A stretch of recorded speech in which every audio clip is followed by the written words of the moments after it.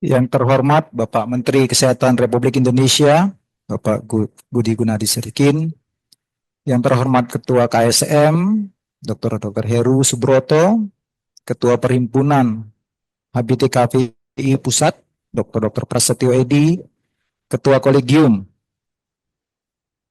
BTKV Indonesia, Dr. Putu Yase, para guru besar, sejawat dosen, dan para undangan dan seluruh hadirin yang saya muliakan. Assalamualaikum warahmatullahi wabarakatuh. Selamat pagi dan salam sejahtera untuk kita semua.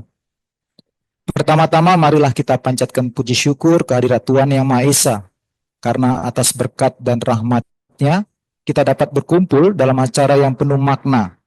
Pada hari ini seperti tadi Dr. Heru menyatakan, kita akan mengadakan upacara seremonial yang sudah rutin kita lakukan, yaitu pelepasan lulusan baru dan penerimaan PPDS baru program studi bedah torak kardiak dan vaskular Fakultas Kedokteran Universitas Airlangga. Hari ini adalah momen istimewa bagi para lulusan. Ini adalah tonggak awal pengabdian di tengah masyarakat. Kepada kalian kami ucapkan selamat karena telah menempuh perjalanan panjang dan penuh tantangan gitu ya. Kalau sekarang pasti iya gitu ya, kalau sebelumnya kan enggak ya. Dan kini siap melangkah ke dunia nyata pelayanan medis. Namun ingatlah, tugas kita bukan sekedar menyembuhkan tubuh, tapi juga merawat martabat manusia. Selalu ingat moto kita, excellent with morality. Keunggulan ilmu tidak akan berarti tanpa keteladanan moral. Kita tahu sekarang ini di tengah kompleksitas dunia kesehatan, integritas itu harus dijunjung tinggi, dan kasih kepada pasien itu harus menjadi kompas yang utama bagi kita menjalankan profesi kita. Kepada para PPDS baru, welcome home, selamat datang di keluarga besar BTKV FK UNER. Perjalanan kalian akan dimulai, dan saya pastikan akan penuh dengan dinamika. Belajar dengan tekun, berlatih dengan serius, dan tetap humble dan rendah hati. Itu adalah kunci kesuksesan. Gunakan setiap momen belajar bukan hanya untuk menguasai keterampilan, tetapi juga membentuk karakter. Hormati guru, cintai pasien, dan jaga etika profesi. Karena kita membentuk seorang dokter bedah, bukan hanya yang terampil dalam keahlian tangan, tapi juga mempunyai kemuliaan hati. Kami juga menyampaikan terima kasih yang sebesar-besarnya kepada Bapak Menteri Kesehatan atas kehadiran dan perhatiannya terhadap pendidikan kedokteran spesialis di Indonesia. Kehadiran Bapak adalah inspirasi bagi kami untuk terus berkontribusi nyata bagi bangsa kita ini. Akhir kata, marilah kita semua terus menyalakan semangat pelayanan, menjunjung tinggi etika, dan membawa nama baik alma mater tercinta Universitas Airlangga yang mempunyai slogan Excellent with Morality. Terima kasih. Assalamualaikum warahmatullahi wabarakatuh. Salam sejahtera bagi kita semua. Dan kami persilakan dengan segala hormat kepada Bapak Menteri Kesehatan Republik Indonesia untuk dapat kiranya berkenan memberikan pesan-pesan dan sambutan kepada kami semuanya. Terima kasih, waktu dan tempat kami persilakan.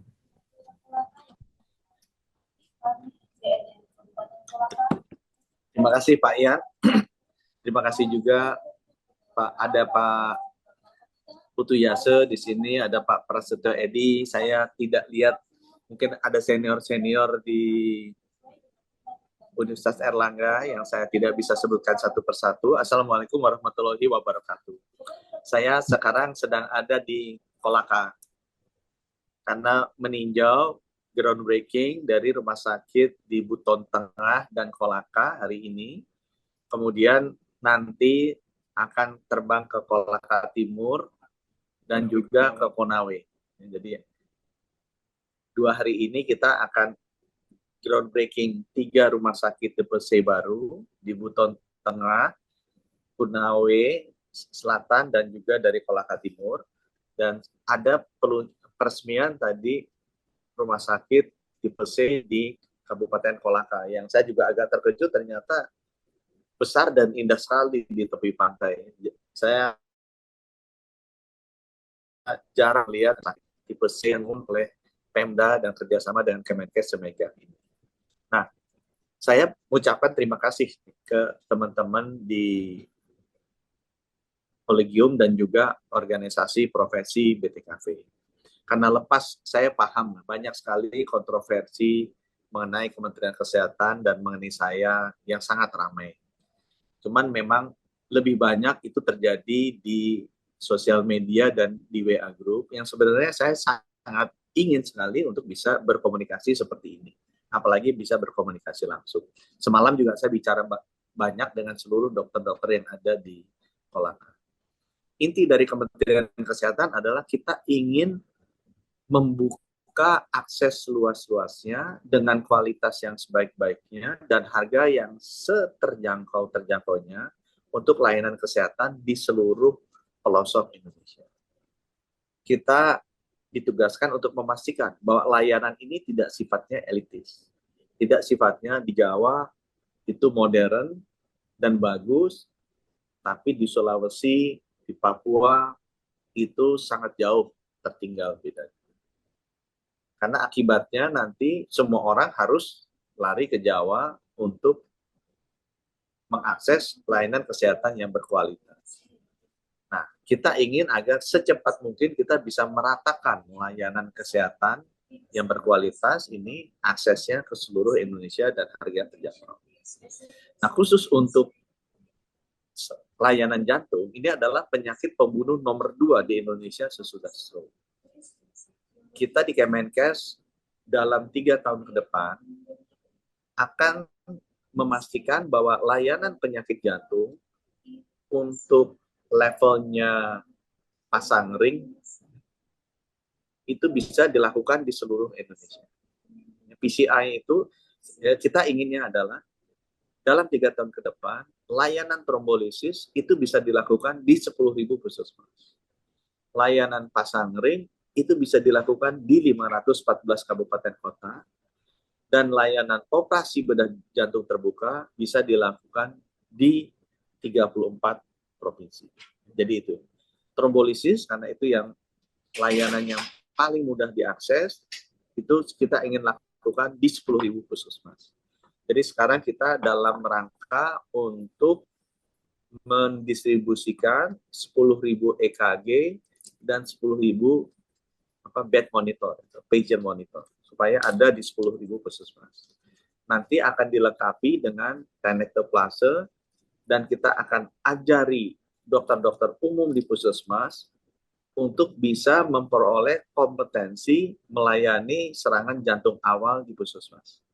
Mereka akan diajari bagaimana membaca hasil EKG, mereka akan diajari bagaimana prosedur tata laksana memberikan tenecteplase, prosedur trombolisis, dan juga bagaimana bisa memonitor hasilnya di patient monitor. Seluruh puskesmas ini yang tadi saya juga baru pasang Starlink-nya di 2 puskesmas di sini, kita harapkan kalau butuh konsultasi bisa melakukan konsultasi telemedicine dengan spesialis-spesialis jantung yang ada di 514 kabupaten kota. Itu di level puskesmas untuk trombolisis. Di level kabupaten kota, kita ingin memastikan bahwa layanan pemasangan ring atau PCI bisa dilakukan di sana. Oleh karena itu, kita akan membagikan 400 catheter ke seluruh rumah sakit kabupaten kota. Banyak yang bilang bahwa ini adalah proyek mercusuar, nanti akan mangkrak. Buat kami, persepsinya bukan dari rumah sakit. Buat kami, persepsinya masyarakat membutuhkan akses di bawah 6 jam kalau dia kena serangan jantung. Sehingga, ya kalau kemudian alat yang nggak ada, ya kita lengkapi. Kalau dokter yang nggak ada, ya kita lengkapi. Tapi akan sangat egois kita kalau bilang, kita jangan lengkapi. karena nanti akan terjadi mangkrak. Itu artinya menurut saya seakan-akan kita tidak melakukan tugas dan amanah kita untuk bisa melayani penyakit pembunuh kedua ini ke 514 kabupaten kota yang ada di seluruh Indonesia. Alat ini akan datang hingga tahun 2027 ke 514 kabupaten kota. Tantangan kita adalah spesialis jantung intervensinya, tapi kami beruntung juga kerjasama dengan Perki dan Kolegium SPJP juga baik, sehingga sekarang kita sudah memiliki sekitar 100 sampai 120 slot untuk fellowship intervensi di Jepang, Korea Selatan, Cina, dan India. Dengan demikian, semua SPJP yang ada, kita bisa kirim 1 tahun belajar di sana, sekarang sudah ada 60-an sampai 70-an yang sudah pergi, dan kemudian mereka akan balik mulai tahun depan, sehingga mereka bisa melakukan intervensi PCI di cath lab yang akan kita pasang sejak 2025 ini sampai 2027. Nah, khusus untuk teman-teman BTKV, yang saya minta tolong ke Perki dan juga Kolegium BTKV adalah tolong segera penuhi sampai paling lambat 2027, kalau bisa lebih cepat lebih baik, agar seluruh provinsi bisa melakukan bedah jantung terbuka. Waktu itu saya mintanya hanya ganti valve, ganti katup, sama bypass. Tapi Pak Paul itu dengan semangatnya, ini seniornya Erlangga juga, datang saya bilang, Pak, Bapak maunya sampai situ. Ya saya bilang, ya kalau bisa sampai pediatrik, ya saya mau. Dia bilang, bisa sampai pediatrik. Dia bilang, bisa sampai TOF nggak sekalian? TOF mungkin enggak gitu ya, Bental, Norwood itu mungkin enggak. Tapi kalau prosedurnya bisa prosedur ganti katup, prosedurnya ditambah bypass, kemudian syukur-syukur pediatrik bisa, karena kita punya 12.000 kasus per tahun congenital heart disease, yang ditangani hanya bisa 6.000. Jadi 6.000 bayi itu meninggal setiap tahun karena nggak punya BTKV pediatrik yang cukup di rumah sakit kita. Jadi sayang kan, masa 6.000 bayi meninggal. Sebagai menteri kan saya bertanggung jawab nyawa mereka juga. Gitu. Dan ini kan sudah berlangsung selama puluhan tahun. Nah, itu sebabnya saya berharap teman-teman dari BTKV untuk membantu. Waktu itu masih 14 kalau nggak salah. 13 begitu saya masuk awal ya, tahun 2020, yang bisa melakukan bypass. Nah, sekarang sudah naik ke 25. Dan itu peranan dari teman-teman BTKV Universitas Erlangga luar biasa. Sehingga akses untuk operasi bypass jantung, akses untuk operasi ganti katup, itu sekarang terbuka sudah di 25 provinsi lagi. Di Sulawesi Tenggara tempat saya datang ini juga sudah dilakukan. Cuma dilakukannya baru sekali gitu. Artinya kemudian ya dokternya belum lulus, dia mesti balik lagi. Kalau nggak salah dokternya dari UI. Saya harapkan nanti bisa continue dilakukan.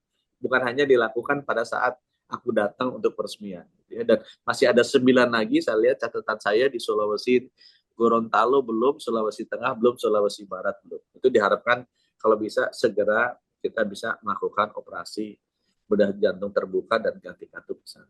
Ya, syukur-syukur kalau nanti sesudah ini jalan di 34 provinsi, 2 tahun terakhir, 2026, 2027, nanti kita bisa naikkan, juga bisa melakukan prosedur untuk operasi pediatrik. Gitu ya. Nanti saya pensiun, diterusin sama menteri berikutnya, yang TOF, yang Bental, yang Norwood, yang susah-susah, harusnya juga bisa didorong ke mereka. Nah, yang saya titip juga, begitu teman-teman nanti jadi ini ke Kolegium BTKV adalah coba carikan perhitungannya, buatkan perhitungannya agar ke BPJS masuk. Ini terjadi juga untuk yang PCI. Waktu dulu nggak masuk, dilihat oleh Perki dan dibantu juga oleh teman-teman harapan kita bisa mengganti ringnya yang tadinya produknya yang produknya Amerika lah, Boston Scientific, Medtronic, itu dengan produknya China gitu. Ada Microport segala macam, itu harganya bedanya 1/4 dengan kualitas yang sama berdasarkan masukan dari teman-teman kolegium dan organisasi profesi. Sehingga dengan demikian BPJS-nya langsung masuk. Nah, saya minta juga teman-teman BTKV ada beberapa prosedur yang mungkin nggak masuk itu hitungan BPJS-nya. Coba dilakukan kreativitas atau analisa bagaimana caranya. Nanti kita akan hitung juga kalau perlu ada perubahan. Kebetulan kita sekarang sedang merubah tarif dari BPJS ini dengan inasi bijis yang baru, dengan Indonesia DRD. Itu yang kita ingin lakukan di sini. Apa yang akan pemerintah lakukan? Pemerintah sekarang akan memastikan ke 34 provinsi ini fasilitasnya dirapikan. Ya. Ruang operasinya dibikin bagus. Semuanya standar MOT. Jalur-jalur sterilisasinya dibikin yang baik. Sehingga antara pasien masuk dan pasien keluar, antara jalur bersih, jalur kotor, itu tidak masuk. Semua peralatan-peralatan yang dibutuhkan untuk operasi bedah toraks itu akan kita lengkapi di 34 provinsi ini, sehingga dengan demikian teman-teman BTKP pada saat nanti datang, semuanya sudah lengkap. Baik ruang operasinya maupun infrastruktur. Nah, yang saya juga titip ke teman-teman di harapan kita dan juga di Dr. Sutomo, selain dokternya, saya juga lihat pos operasinya itu sangat menentukan. Ya. Perawat-perawatnya juga sangat menentukan. Emergensinya apa tuh? Perawat emergensinya, dokter emergensinya sangat menentukan. Karena yang saya minta tadi kan aksesnya bagus, kualitasnya juga masih baik. Nah, kualitas ini setelah saya lihat kohortnya masih nggak bagus. Ya. Tingkat kematian sesudah 1 tahun dari bedah toraks kardiovaskular di Indonesia masih tinggi. Ya.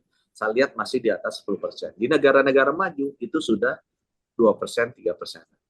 Ya, jadi untuk mengadres yang kedua, selain kita udah lakukan, kita juga mesti pastikan itu kualitasnya baik. Ya. Dengan adanya kewajiban masukkan electronic medical record, nanti kita akan lihat berapa banyak yang kemudian fail atau gagal. Ya. Agar dengan demikian ada perbaikan yang serius untuk kualitas operasi ini. Saya juga melihat nggak 100% ini disebabkan dokter bedahnya, tapi juga banyak disebabkan oleh post operasi. Itu sebabnya saya juga minta bantuan teman-teman BTKP untuk membuat standar yang lengkap, mulai dari saat operasi dan post operasi ya, agar success rate-nya itu kita bisa bikin di atas 95%. Karena sekarang kalau yang saya lihat success rate-nya masih sekitar 85%-an, 83%-an. Menurut saya itu masih jauh bisa ditingkatkan dari kualitas layanan prosedur bedah toraksnya. Nah, mungkin itu yang saya ingin sampaikan. Sekali lagi terima kasih. Saya sangat merasa dukungan yang luar biasa dari teman-teman BTKP, dari teman-teman Universitas Airlangga, dari Pak Yan, Pak Paul, Pak Puruhito, yang memahami bahwa keinginan Kemenkes satu-satunya adalah memperluas layanan ini ke masyarakat secepat-cepatnya, karena kita bicara dengan penyakit pembunuh nomor 2 terbesar di Indonesia, yaitu penyakit jantung. 250.000 orang meninggal setiap tahunnya karena penyakit ini. Kalau kita bisa layani dengan cepat, selamatkan nyawa mereka, ini akan membuat bahwa kesehatan masyarakat itu akan jauh lebih baik. Teman-teman, adik-adik yang sedang belajar, saya setuju sekali sama Pak yang tadi bilang, jadilah dokter-dokter yang sangat terampil menyelamatkan nyawa, dan jadilah dokter-dokter yang juga mulia akhlaknya, karena walaupun bagaimana kita berhubungan dengan manusia-manusia yang yang sudah sampai di tahap-tahap akhir dari hidupnya mereka yang perlu kita tangani dengan sebaik-baiknya. Terima kasih. Wassalamualaikum warahmatullahi wabarakatuh. Sekalian saya pamit ya, karena mesti terbang ke Kolaka Timur. Terima kasih ya, Pak Yan. Selamat jalan, Pak Menteri. Selamat jalan. Selamat Ada jalan, Pak Pak Menteri. Terima kasih, Pak. Terima kasih. Pak Menteri, selamat jalan. Paul. Terima kasih Pak Menteri, terima kasih atas kesediaannya untuk hadir bersama kami pada pagi ini.